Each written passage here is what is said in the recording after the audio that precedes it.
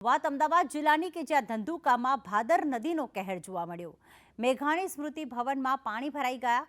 સરકારી રેસ્ટ હાઉસમાં પણ પાણી ભરાઈ ગયા। રેસ્ટ હાઉસના રૂમમાં કાદવ અને કિચડ થઈ ગયો છે। છારોડિયા અને જાડિયા તથા અડવાળમાં પાણી ભરાઈ ગયા છે। બાજરડા ત્રાડિયામાં માર્ગો પર પણ પાણી ભરાઈ ગયા છે। લીંબડી 3 રસ્તા પર પાણી વહેતા થઈ ગયા।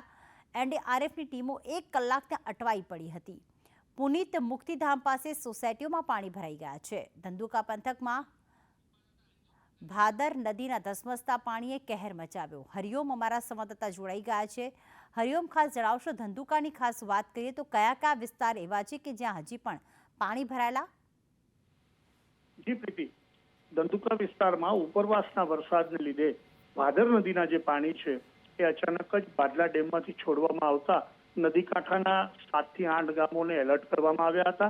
તે પૈકી ધંધુકા ગામમાં જે નદી કાંઠાના વિસ્તારો રહેણાંકના છે ત્યાં આગળ રાત્રિના સમયે પાણી જળભરાવની સ્થિતિ સર્જાઈ હતી અને ત્યાં હાલ ઓસરતા પાણી છે એટલે તંત્રએ રાહતનો શ્વાસ લીધો છે।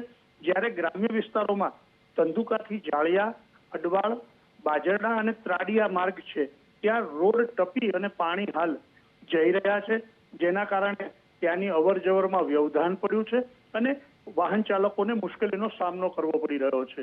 જી, આભાર તમામ માહિતી માટે।